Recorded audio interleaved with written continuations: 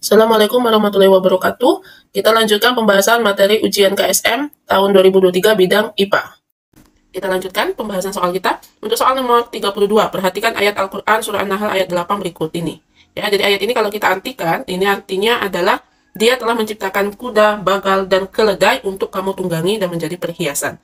Ketiga hewan yang disebutkan dalam ayat di atas, A, B, C, ini berarti yang C ini kuda, B bagal, A keledai. Bagal itu tuh hewan perkawinan antara kuda dan keledai.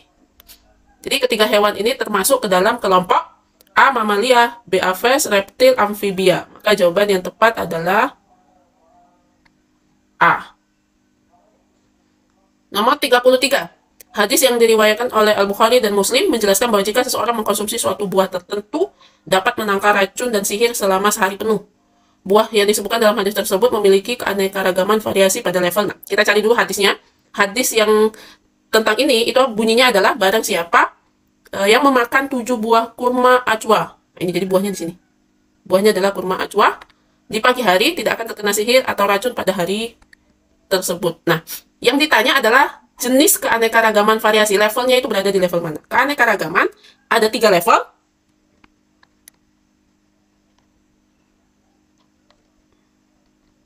Ada 3 level. Level yang pertama level gen, yang kedua level spesies atau jenis, yang ketiga level ekosistem. Yang level gen disebabkan oleh variasi gen atau struktur gen. Ini sering disebut dengan varietas. Contohnya cirinya itu meskipun dia varietasnya ini beda-beda, tapi nama ilmiahnya itu tetap sama. Contohnya itu kayak padi. Padi kan nama ilmiahnya Oryza sativa. Padinya ini varietasnya macam-macam. Ada padi rojolele, padi ciliwung, dan padi-padi jenis lainnya. Nah, padi-padi varietas lainnya. Nah, ini disebut dengan keanekaragaman level gen. Yang kedua, level spesies atau jenis. Ini ditemukan pada komunitas atau kelompok dalam genus atau familia. Contohnya itu jeruk. Ada jeruk manis, ada jeruk nipis, ada lemon. Nah, ini kan jenisnya berbeda-beda. Nah, ini keanekaragaman level jenis atau spesies. Yang ketiga, ini level ekosistem. Level ekosistem diakibatkan karena perbedaan letak geografis. Jadi karena letak geografisnya berbeda, iklimnya berbeda, curah hujan dan sebagainya berbeda, maka menyebabkan keanekaragaman. Jadi kalau ini buah yang dimaksud dalam hadis ini kurma ajwa, maka level keanekaragaman variasinya itu berada di level gen. Jadi jawabannya B. Soal nomor 34, Allah Subhanahu wa taala berfirman dalam surat Al-An'am ayat 99 yang artinya sebagai berikut. Perhatikanlah buahnya di waktu pohonnya berbuah dan perhatikanlah pula kematangannya. Hormon tumbuhan yang berperan dalam peristiwa disampaikan pada ayat tersebut adalah hormon tumbuhan atau yang disebut dengan fitohormon itu ada 4. Ada auksin, sitokinin, giberelin, dan etilen. Hormon auksin menunjang pertumbuhan akar, tetapi menghambat pertumbuhan tunas dan juga menghambat pembungaan dan pembuahan. Hormon sitokinin menunjang pertumbuhan tunas tapi menghambat pertumbuhan akar dan menghambat pembungaan dan pembuahan. Hormon giberelin menunjang pembungaan dan pembuahan dan menunjang pembelahan sel akar dan tunas. Hormon etilen adalah pengatur utama pematangan buah, menyebabkan pelunakan, perubahan warna pada buah saat buah matang. Hormon etilen juga mendorong penuaan dan memfasilitasi kerontokan daun dan bunga. Nah, dalam ayat ini kan ini tentang pohon yang berbuah dan buahnya matang.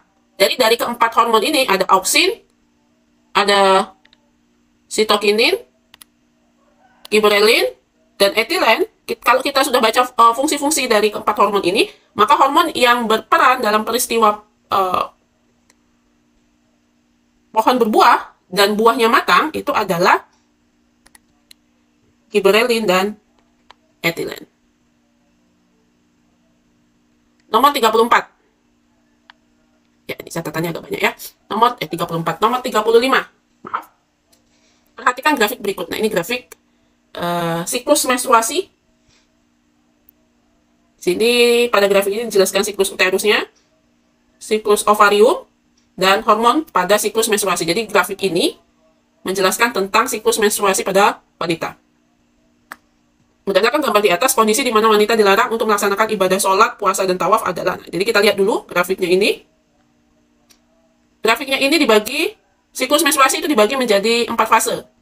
Ada fase A, fase B, fase C, fase D. Fase A itu fase di mana darah keluar. Jadi ini dilihat dari siklus uterusnya, di sini ada darah.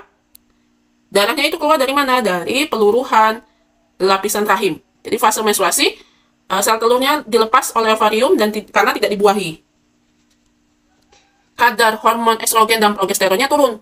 Di hormon progesteronnya itu ditandai dengan warna biru, estrogennya ditandai dengan warna orange. Nah, di sini turun. Ya, di sini turun. Nah, ini turun nih di sini. Ini awal mula fase menstruasi, kedua hormonnya turun. Lapisan rahim yang menebal untuk mempersiapkan kehamilan itu tidak dibutuhkan dan akhirnya meluruh, maka darah keluar ya. Ini darah yang keluar. Ini kombinasi darah, lendir, dan jaringan dari rahim. Yang B itu adalah fase praovulasi. Jadi ketika sel telur yang tadi sudah keluar, sudah luruh karena tidak dibuahi, darah ini keluar, maka fase untuk menghasilkan sel telur kembali itu dimulai. Jadi karena sel telur yang tadi yang keluar sudah keluar, maka fase di mana untuk menghasilkan sel telur kembali. Nah, itu fase praovulasi.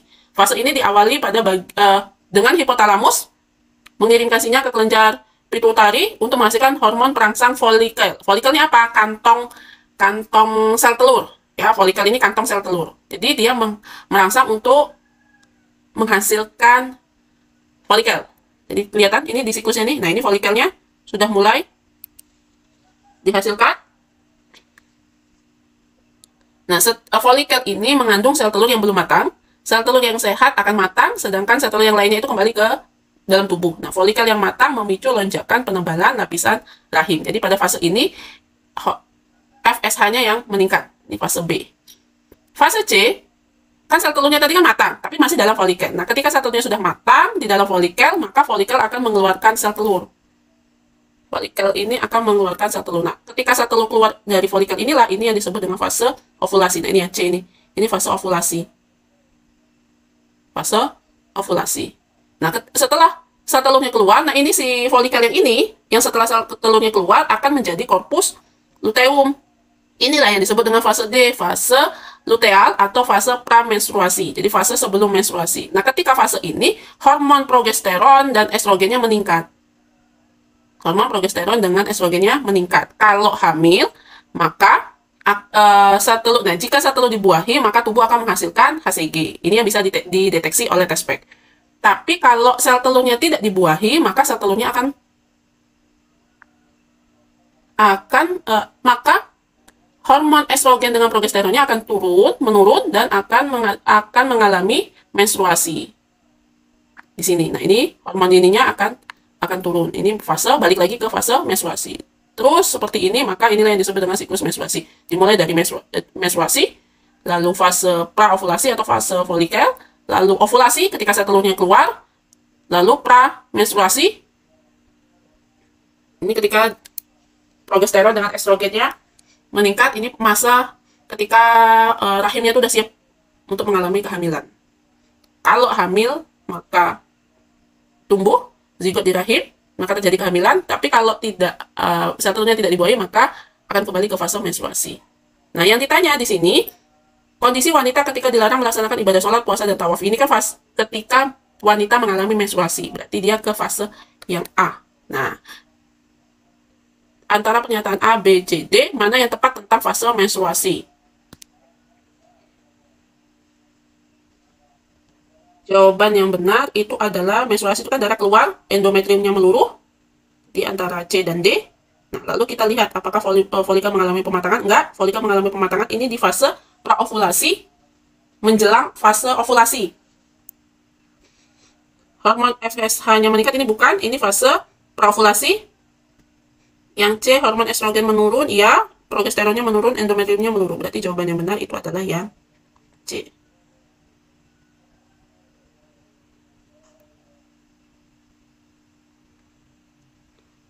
Nomor 36. Terdapat salah satu jenis olahraga yang sering dilakukan oleh Rasulullah bersama istrinya. Hadis ini diriwayatkan oleh Ahmad dan Abu Daud. Oke, kita cari dulu hadisnya agar kita tahu jenis olahraga yang dilakukan. Nah, hadis ini menceritakan tentang Rasulullah melakukan perlombaan lari dengan istrinya Aisyah. Jadi kegiatan olahraga yang dilakukan pada hadis ini adalah olahraga lari. Olahraga yang dimaksud dalam hadis tersebut bermanfaat terutama untuk melatih otot kaki, bahu, punggung, konsentrasi. Maka karena ini lari, jadi jawabannya adalah otot kaki. Nomor 37. Efek rumah kaca yang menyebabkan pemanasan global berpengaruh negatif terhadap kehidupan. Salah satunya bagi terumbu karang seperti yang ditunjukkan oleh gambar berikut. Ini gambar terumbu karang. Ini gambar terumbu karang yang sehat. Ini yang memutih. Dan ini yang mulai mati. Nah, ini terumbu karang yang sehat. Ini terumbu karang yang mulai mutih. Ini terumbu karang yang mati. Ini kondisi, jadi ada 4 kondisi terumbu karang. Yang pertama terumbu karang yang sehat. Terumbu karang yang sehat itu di mana di terumbu karangnya ini tinggal terumbu karangnya itu melakukan simbiosis dengan alga zooxanthellae.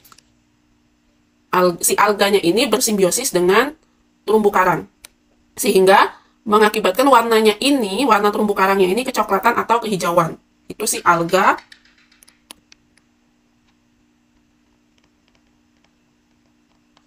zooxanthellae.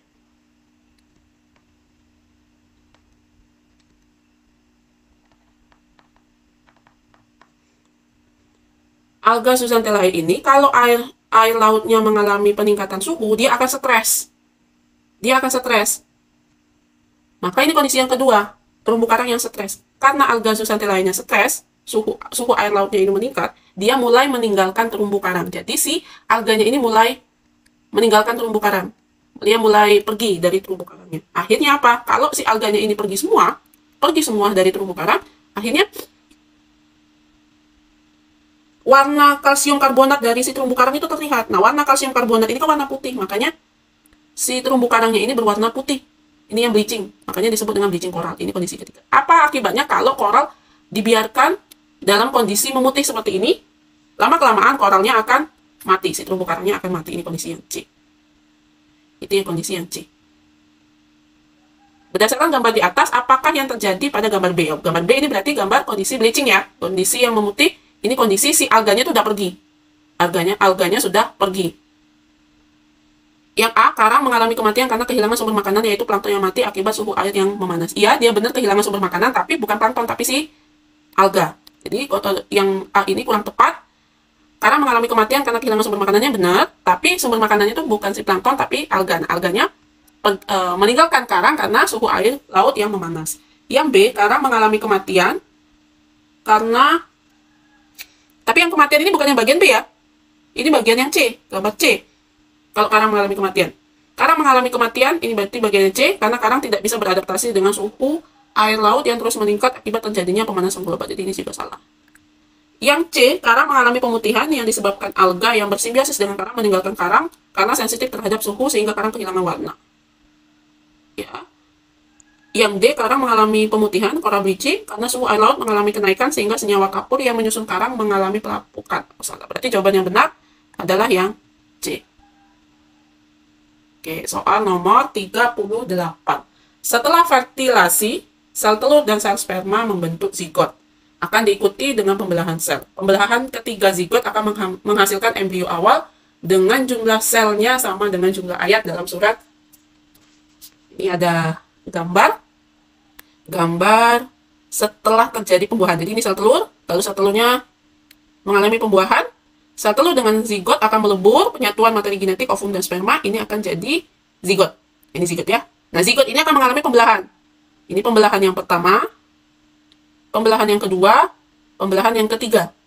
Pembelahan pertama menghasilkan 2 sel, pembelahan kedua menghasilkan 4 sel, pembelahan ketiga menghasilkan 8 sel. Jadi kalau ini yang ditanya pembelahan ketiga, ini berarti 8 jumlah selnya ya. Jumlah selnya 8. Dalam surat ini ada Al-Kafirun, Al-Quraish, Al-Balad, dengan Al-Bayyinah. Kita akan cari dulu jumlah ayat dalam surat-surat tersebut. Al-Kafirun ada 6 ayat, Al-Quraish ada 4 ayat, Al-Balad 20 ayat, Al-Bayyinah 8 ayat. Jadi jumlah ayat yang sesuai dengan jumlah sel pada pembelahan yang ketiga, itu adalah Al-Bayyinah. 39, ini gambarnya kurang lengkap. Jadi gambarnya ini tidak muncul, jadi nomor 39 tidak bisa kita jawab. Nomor 40 juga sama. Ini gambarnya tidak muncul, jadi juga tidak bisa kita jawab. Nomor 41, ini sebenarnya soal itu biasanya KSM itu hanya sampai 40. Tapi di sini muncul soal nomor 41, dan soal nomor 41 ini sama dengan soal nomor 1.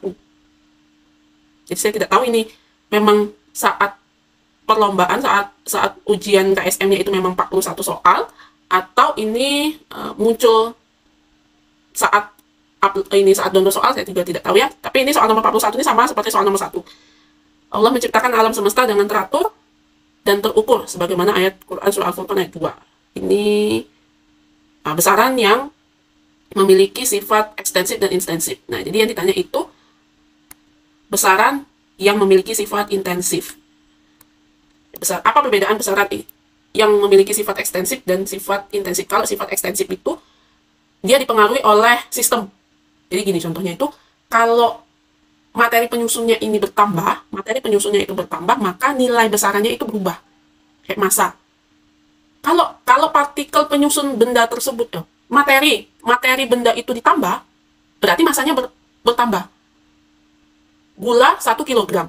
Lalu kalian tambahkan lagi gula 1 kg. Berarti massa benda tersebut menjadi 2 kg.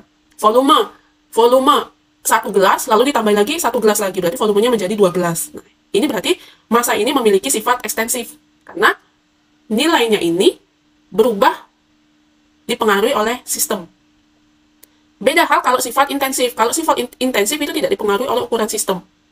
Air, mau volumenya 1 liter, mau volumenya 2 liter, kalau dia itu jenisnya jenis air, maka massa jenisnya tetap 1 kg per meter, 1000 kg per meter pangkat 3. Itu kalau sifat intensif. Massa jenis. Yang kedua, contohnya kalau sifat intensif itu suhu. Suhu itu dipengaruhinya, tidak dipengaruhi oleh materi penyusunnya. Tidak dipengaruhi oleh materi penyusunnya. Jadi, kalau ditanya besaran yang memiliki sifat intensif, pilihan A, B, C, D, yang benar itu adalah B, tekanan dan temperatur.